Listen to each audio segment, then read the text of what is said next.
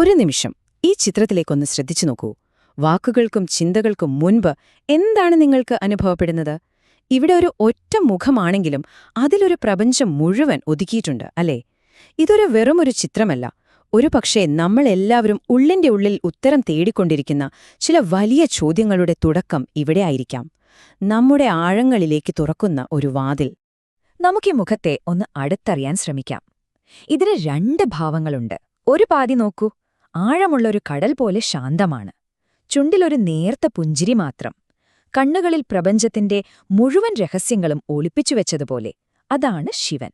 എന്നാൽ മറ്റേ പാതിയോ? അത് ജീവന്റെ ഒരു ഉത്സവമാണ്. അലങ്കാരങ്ങൾ, ഭാവങ്ങൾ, തുടിക്കുന്ന ഊർജം. അതാണ് ശക്തി. ഒന്ന് നിശ്ചലമായ ആകാശമാണെങ്കിൽ മറ്റേത് അതിൽ മിന്നിത്തിളങ്ങുന്ന കോടാനുകോടി നക്ഷത്രങ്ങളാണ്. ഇത് കാണുമ്പോൾ സ്വാഭാവികമായും നമ്മുടെ മനസ്സിലൊരു ചോദ്യം വരും, അല്ലേ? ജീവിതത്തിൽ നമ്മൾ ഇതിലേത് ഭാവമാണ് തിരഞ്ഞെടുക്കേണ്ടത്? ശാന്തതയാണോ വലുത്, അതോ എപ്പോഴും കർമ്മനിരതനായിരിക്കുന്നതാണോ? യുക്തിയാണോ നമ്മളെ നയിക്കേണ്ടത്, അതോ നമ്മുടെ ഉള്ളിൽ നിന്ന് വരുന്ന ആ തോന്നലുകളാണോ? എന്നാൽ ഒരുപക്ഷേ ഈ ചോദ്യം തന്നെ തെറ്റാണെങ്കിലോ? ഇതൊരു തിരഞ്ഞെടുപ്പല്ല, മറിച്ചൊരു കണ്ടെത്തലാണെങ്കിലോ? ആ വലിയ രഹസ്യത്തിന്റെ ചുരുളഴിക്കാനാണ് നമ്മളിന്ന് ഒരുമിച്ച് ശ്രമിക്കാൻ പോകുന്നത്. അപ്പോ ഈ ചിത്രത്തിൽ നിന്ന് നമുക്ക് പതിയെ നമ്മളിലേക്ക് തന്നെ വരാം.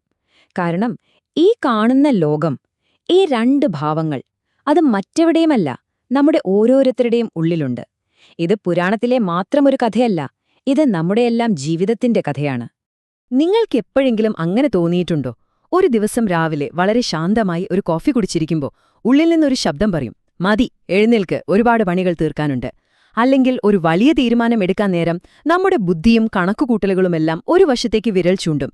പക്ഷേ ഉള്ളിന്റെ ഉള്ളിൽ നിന്നോ ഒരു നേർത്ത ശബ്ദം പറയും, അല്ല, ഇത് ശരിയല്ല എന്ന്. ഈ കാണുന്നതുപോലെ ഒരു വശത്ത് യുക്തിയുടെ ചക്രങ്ങൾ അതിവേഗം തിരിയുമ്പോൾ മറുവശത്ത് അവബോധത്തിന്റെ ഒരു തീനാളമുയരുന്നുണ്ടാകാം. നമ്മൾ എപ്പോഴും ഈ രണ്ട് ധ്രുവങ്ങൾക്കിടയിലാണ് ജീവിക്കുന്നത്. നമ്മൾ പലപ്പോഴും ഇതിനെ ഒരു പോരാട്ടമായിട്ടാണ് കാണാറ്. ഒന്നിനെ അടക്കി മറ്റൊന്നിനെ വിജയിപ്പിക്കാൻ ശ്രമിച്ചുകൊണ്ടിരിക്കും. എന്നാൽ ഒന്നാലോചിച്ചു നോക്കൂ, ഈ രണ്ട് ഭാവങ്ങളും ശത്രുക്കളല്ലെങ്കിലോ? അവർ പരസ്പരം പോരടിക്കുന്നതിനു പകരം ഒരുമിച്ച് ചുവടുവയ്ക്കുന്ന രണ്ട് നർത്തകരാണെങ്കിലോ? യഥാർത്ഥ ശക്തി വരുന്നത് ഇതിലൊന്നിനെ തിരഞ്ഞെടുക്കുന്നതിലല്ല, മറിച്ച് ഈ രണ്ട് ഊർജ്ജങ്ങളെയും ഒരുമിപ്പിക്കുന്നതിലാണ്. അവിടെയാണ് ജീവിതത്തിന്റെ യഥാർത്ഥ സംഗീതം ജനിക്കുന്നത്. ആ സംഗീതം കേൾക്കണമെങ്കിൽ, ആ നൃത്തം കാണണമെങ്കിൽ ആദ്യം ആ നർത്തകരെ നമുക്ക് ഓരോരുത്തരെയായി പരിചയപ്പെടണ്ടേ? നമുക്ക് ആ നിശ്ചലനായ, നിശബ്ദനായ സാക്ഷിയിൽ നിന്ന് തന്നെ തുടങ്ങാം, ശിവനിൽ നിന്ന്. നിങ്ങളുടെ ഉള്ളിലെ ഏറ്റവും ആഴത്തിലുള്ള നിശ്ശബ്ദതയെക്കുറിച്ചൊന്ന് ഓർത്തുനോക്കൂ. നമ്മുടെ ചിന്തകളും വികാരങ്ങളും ഓർമ്മകളുമെല്ലാം ഒരു പുഴ പോലെ ഒഴുകിപ്പോകുമ്പോൾ അതിനെയെല്ലാം ഒരു മാറ്റവുമില്ലാതെ നിർവികാരമായി നോക്കിക്കാണുന്ന ഒരു സാക്ഷിയുണ്ട് നമ്മുടെ ഉള്ളിൽ. അതാണ് ശിവൻ എന്ന തത്വം. അത് ശുദ്ധമായ ബോധമാണ്. ലോകത്തിലെ എല്ലാ നാടകങ്ങളും അരങ്ങേറുന്ന, എന്നാൽ ഒന്നിനോടും ഒട്ടിച്ചേരാത്ത വിശാലമായൊരു ക്യാൻവാസ് പോലെയാണത്. അത് എല്ലാത്തിനും ആധാരമാണ്, എന്നാൽ ഒന്നിന്റെയും ഭാഗമല്ല. ഇനി ആ കഴുത്തിൽ ശാന്തമായി ഉറങ്ങുന്ന സർപ്പത്തെയൊന്ന് നോക്കൂ. അതൊരു വെറും പാമ്പല്ല, അത് ഉള്ളിൽ ഉറങ്ങിക്കിടക്കുന്ന, എന്നാൽ ഒരു പ്രപഞ്ചത്തെ മുഴുവൻ ഇളക്കിമറിക്കാൻ കെൽപ്പുള്ള ഒരു മഹാശക്തിയുടെ പ്രതീകമാണ്. പക്ഷെ ആ ശക്തി ഇപ്പോൾ പൂർണ്ണമായും നിയന്ത്രണത്തിലാണ്, നിശ്ചലമാണ്. കാരണം ആ ശുദ്ധമായ ബോധം അതിന് ശാന്തമായി തഴുകിക്കൊണ്ടിരിക്കുകയാണ്. അപ്പോ ആ നിശ്ചലമായ ക്യാൻവാസ് നമ്മൾ കണ്ടു. ഇനി അതിൽ ചിത്രം വരയ്ക്കുന്ന, അതിന് ജീവൻ നൽകുന്ന ആ നദിയെക്കുറിച്ച് സംസാരിക്കാം, ശക്തിയെക്കുറിച്ച്. ശക്തി, അതാണ് ശരിക്കും ജീവൻ. അത് ചലനമാണ്, സൃഷ്ടിയാണ്, സംഗീതമാണ്, നൃത്തമാണ്. നമ്മുടെ ഓരോ ശ്വാസത്തിലും, ഓരോ ഹൃദയമിടിപ്പിലും, ഓരോ പുതിയ ആശയത്തിലും പ്രവർത്തിക്കുന്നത് ഈ ഊർജ്ജമാണ്. പൂക്കൾ വിരിയുന്നതും തിരമാലകൾ ഉയരുന്നതും കുഞ്ഞുങ്ങൾ ചിരിക്കുന്നതുമെല്ലാം ശക്തിയുടെ പല പല രൂപങ്ങളാണ്. ശിവൻ ആഴമുള്ളൊരു തടാകമാണെങ്കിൽ ശക്തി ആ ആഴങ്ങളിൽ നിന്നൊഴുകിപ്പരക്കുന്ന പുഴയാണ്. ശിവൻ മൗനമാണെങ്കിൽ ശക്തി ആ മൗനത്തിൽ വിരിയുന്ന സംഗീതമാണ്. ഇവിടെ പറയുന്ന ഈ വാക്യം ആ ബന്ധത്തെ എത്ര മനോഹരമായാണ് വിവരിക്കുന്നത്, അല്ലേ? ശക്തിയില്ലാത്ത ശിവൻ, അതായത് ഊർജ്ജമില്ലാത്ത ബോധം, വെറും ശൂന്യമാണ്. അതിന് പ്രകടമാവാനാവില്ല. ഇനി ശിവനില്ലാത്ത ശക്തിയോ, അതായത് ബോധമില്ലാത്ത ഊർജ്ജം, അത് ലക്ഷ്യമില്ലാതെ അലയുന്ന, എല്ലാം നശിപ്പിക്കുന്ന ഒരു കൊടുങ്കാറ്റുപോലെയാണ്. ഒന്നിന് പൂർണ്ണത നൽകുന്നത് മറ്റേതാണ്. ഒന്ന് നിലനിൽക്കണമെങ്കിൽ മറ്റൊന്നു കൂടിയേ തീരൂ. അപ്പോ ഒരു വശത്ത് നിശ്ചലമായ ബോധം, മറുവശത്ത് ചലനാത്മകമായ ഊർജ്ജം. ഇവ രണ്ടും എങ്ങനെയാണ് നമ്മുടെ ഉള്ളിൽ ഒരുമിക്കുന്നത്? അപ്പോഴാണ് നമ്മൾ നേരത്തെ കണ്ട ആ ഉറങ്ങിക്കിടക്കുന്ന സർപ്പത്തിലേക്ക് വീണ്ടും എത്തുന്നത്. അതിന്റെ പ്രാധാന്യം അവിടെയാണ്. ഈ ഉറങ്ങിക്കിടക്കുന്ന മഹാശക്തിയെയാണ് കുണ്ടലിനി എന്ന് പറയുന്നത്. അതായത് ശിവനും ശക്തിയും ഒരുമിച്ച് പുറത്ത് പ്രകടമാകാതെ ഒരു വിത്തുപോലെ നമ്മുടെയെല്ലാം ഉള്ളിലുണ്ട്.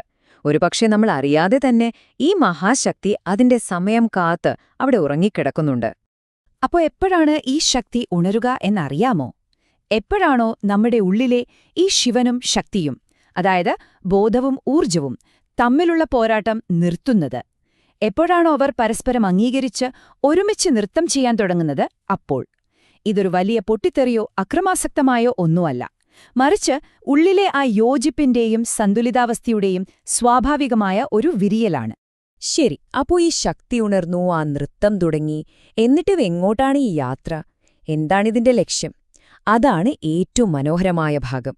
അതൊരു ഏകത്വത്തിലേക്കുള്ള നൃത്തമാണ്. ഈ ഉണർന്നെണീറ്റ ഊർജം പതിയെ മുകളിലേക്ക് സഞ്ചരിച്ച് എത്തുന്നത് ഒരൊറ്റ സംഗമസ്ഥാനത്താണ്. ഈ ചിത്രത്തിൽ കാണുന്നതുപോലെ ആ രണ്ട് പാതികളും ഒന്നിക്കുന്ന തൃക്കണ്ണിൽ. അത് വെറുമൊരു ബിന്ദുവല്ല, അതൊരു പുതിയ കാഴ്ചപ്പാടിന്റെ, ഒരു പുതിയ ലോകത്തിന്റെ വാതിലാണ്. അവിടെ എത്തുമ്പോൾ പിന്നെ ഞാൻ, നീ എന്ന വേർതിരിവില്ല.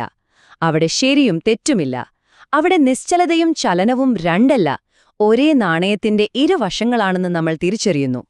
എല്ലാം ഒന്നായിത്തീരുന്ന ഒരനുഭവം. അപ്പോ ഈ യാത്രയുടെ മുഴുവൻ സത്തും ഈയൊരു വാക്യത്തിലുണ്ട്.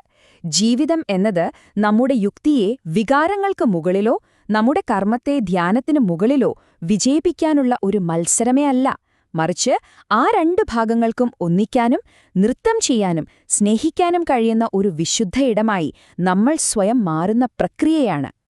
നമ്മൾ എപ്പോഴും പറയാറില്ലേ, ഞാൻ ഭയങ്കര പ്രാക്ടിക്കലാണ്, എനിക്ക് ഇമോഷൻസ് ഒന്നും അത്ര വഴങ്ങില്ല എന്നൊക്കെ. അല്ലെങ്കിൽ ഞാനൊരു തൊട്ടാവാടിയാണ്, എനിക്ക് ലോജിക്കലായി ചിന്തിക്കാനേ പറ്റില്ലാന്ന്. ഇങ്ങനെ പറയുമ്പോൾ നമ്മൾ എന്താ ചെയ്യുന്നത്? നമ്മളെ തന്നെ രണ്ടായി മുറിക്കുകയാണ്. ഒരു പാതി രാജ്യത്തിന്റെ മാത്രം അധിപനായി ജീവിക്കാൻ ശ്രമിക്കുകയാണ്. പക്ഷേ സത്യം എന്താണെന്നറിയാമോ? നമ്മൾ ആ പൂർണ്ണമായ സാമ്രാജ്യം തന്നെയാണ്. ഈ ഒരു തിരിച്ചറിവ് വരുമ്പോൾ നമ്മുടെ കാഴ്ചപ്പാട് തന്നെ മാറും.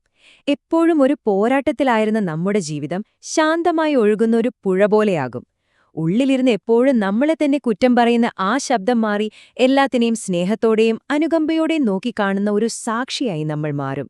ഞാൻ വേറെ, ലോകം വേറെ എന്ന ആ വേർപിരിലിന്റെ തോന്നലില്ലാതായി എല്ലാത്തിനോടും ഇഴുകിച്ചേർന്ന ഒരു പൂർണ്ണത നമ്മൾ അനുഭവിക്കാൻ തുടങ്ങും. അപ്പോ പോകുന്നതിനു മുൻപ് ഞാൻ ഈ ഒരു ചിന്ത നിങ്ങളിൽ വിടുകയാണ്.